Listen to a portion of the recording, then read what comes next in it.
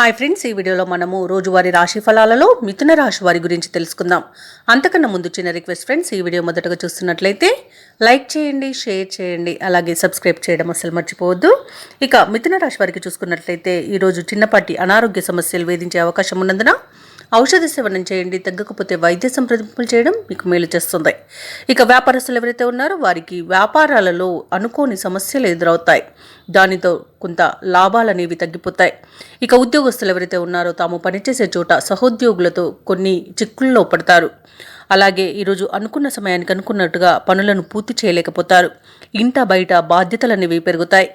ఇక మిథున రాశి వారికి ఆకస్మిక ప్రయాణ సూచనలు ఉన్నాయి కాబట్టి తనకి సంసిద్ధంగా ఉండండి. ఇక వృధా ఖర్చులు పెరిగే అవకాశం కనిపిస్తున్నందున పొదుపు చేయడం మీకు మేలు చేస్తుంది. అలాగే ముఖ్యమైన వ్యవహారాలలో మీ కష్టం ఫలించదు. ఇక వృషభ రాశి వారికి ఈరోజు ఆర్థిక ఇబ్బందులు ఎదురై చికాకు పరుస్తాయి. అనుకోని ప్రయాణాలు చేయవలసి వస్తుంది. మిత్రులతో కలహాలు ఏర్పడే అవకాశం ఉన్నందున కొంత ప్రశాంతంగా ఉండడానికి ప్రయత్నించండి. ఇక ఏవైతే ఆలోచనలు చేస్తున్నారో అవి సరైన రీతిలో ఉండక కొంత ఇబ్బంది పెడతాయి.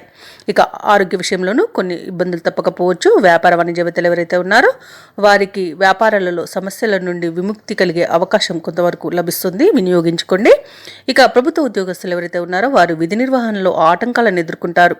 క్రీడాకారులకు, శాస్త్రవేత్తలకు కొన్ని బాధలు తప్పకపోవచ్చు. విద్యార్థులకు మరింత శ్రమించాల్సిన రోజుగా చెప్పవచ్చు.